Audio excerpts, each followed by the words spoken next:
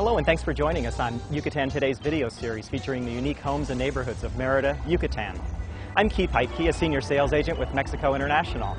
Today we're here in Santa Lucia Park. Let's have a look.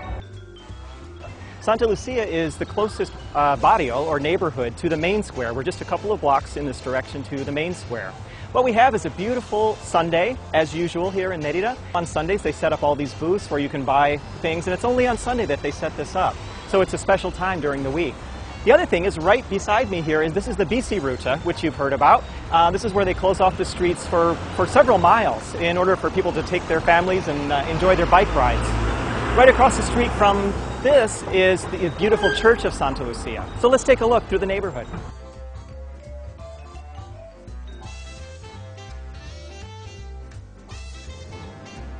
The Santa Lucia Church here is actually one of the smaller churches. It's a really compact little church. One of the reasons is that there are several more churches just up the street. So again, we're across from the park, and what we have here is a lot of beautiful little hotels. Some bigger hotels as well, because we're right near the main square, but there's also some little boutique hotels. On this side is a former house that's now the Lucin Yucatan Hotel, and over here is the Casa Santa Lucia, which has a nice little restaurant as well. So it's a very pleasant place to spend time. Behind me here is the Hotel Santa Lucia, one of the lovely little hotels of the neighborhood. Across the street from that is a place called Key Chocolato, and it is a wonderful place to buy chocolates. It's all made with local ingredients and really delicious. This building is the University of Yucatan, a beautiful facade right here in the middle of downtown in Santa Lucia.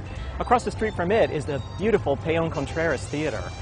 This theater is home to the symphony and lots of amazing events. Also, right around the side of it is a beautiful restaurant that you can dine at basically 24 hours a day.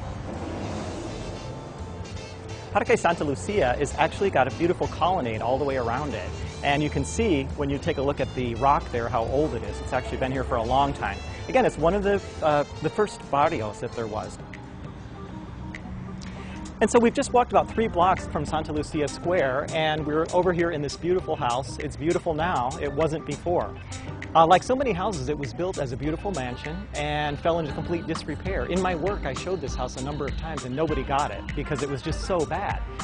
There were offices in there, doctor's offices, and they were hardly even used. There were some horrible bathrooms, and the roofs were caving in. But the current owners saw the vision and decided to create a beautiful home for themselves. So let's take a look. Welcome to this beautiful house in Santa Lucia. So this is the house that was in complete disrepair. It's sort of hard to imagine now when you look at how beautiful the place is. But one of the things that happened is you see the very tall ceilings like we see in all the downtown houses. You also see here this floor was in complete ruin because of the way the house was just neglected. So again, it's sort of hard to imagine that it was built for a very wealthy family, a very interesting and beautiful facade, which we'll not show you today. But all the floors were actually completely ruined, so they had to put new floor all the way through this house. So the owner is an aficionado of Haitian art, so this house is filled with it. The formal front room of the house where you enter was the only place where the family would have entertained. Nowadays, of course, we want to completely redo everything and bring it out to the outdoors where it's tropical and beautiful here all the time. And one of my favorite things about this area is that you have a really formal architecture, but you're in the middle of the jungle. So the combining of the two is really great.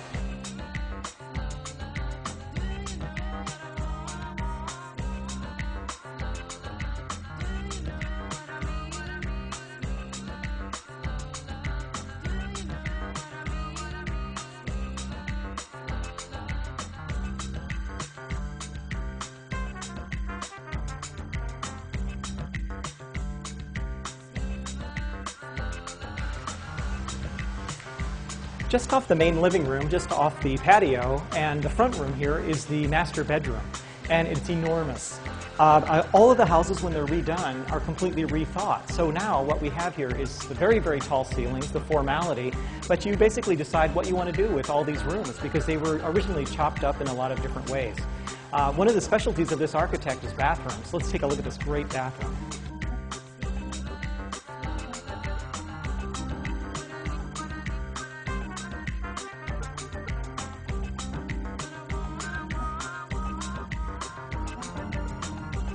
bathrooms in the houses would have been very, very just serviceable. So when the house is redone, what you want to do, again, is bring in the outdoors. We have beautiful weather here practically every day of the year. So this bathroom incorporates a lot of our local materials as well. It really blurs the line between inside and outside. And it's super luxurious. There's even a shower here for outdoor showering. And lots of tropical plants that are just going crazy back here. Exiting the bedroom, we actually come out here to this marble-lined patio, and the swimming pool is right within view of the master bedroom. A lot of times people put the swimming pool way at the back and it's not visible from any part of the house. Here it's actually really part of the architecture.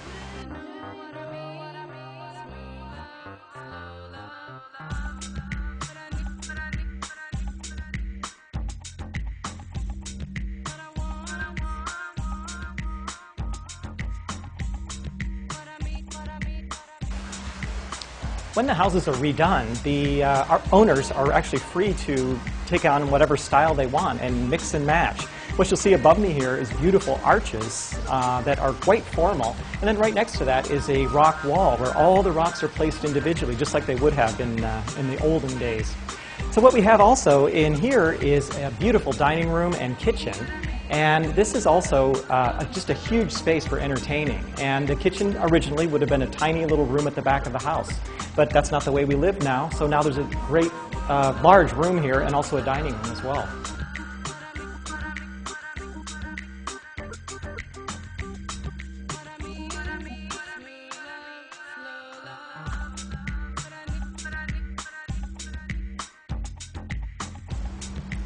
There's a great flow to the house now, too. From the large hallway that we were in and the kitchen and dining room area, we come out here to the patio.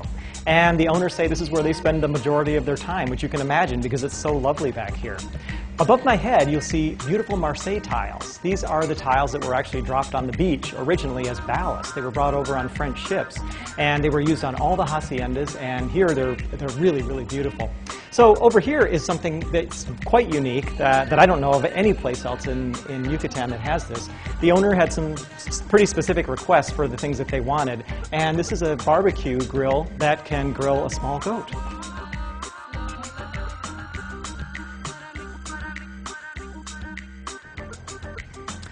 Now we're headed up to the second floor. Originally, all of the houses in Merida never had second floors. There was no need for it. Land was inexpensive and there was lots of room to develop. And if you wanted more land, if you wanted more house, you just built next to the land. So the art continues all the way through here. We're here on the second floor and there's two master suites. Let's take a look at those.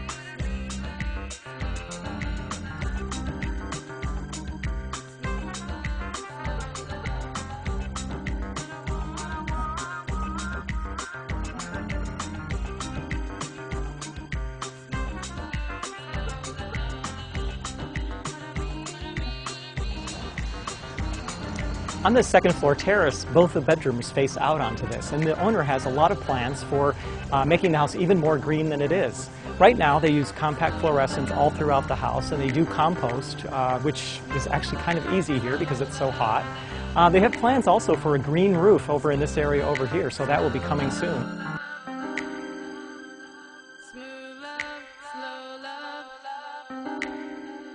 Thanks for joining us. I'm Keith Heitke with Mexico International. We'll see you next time on Yucatan Today.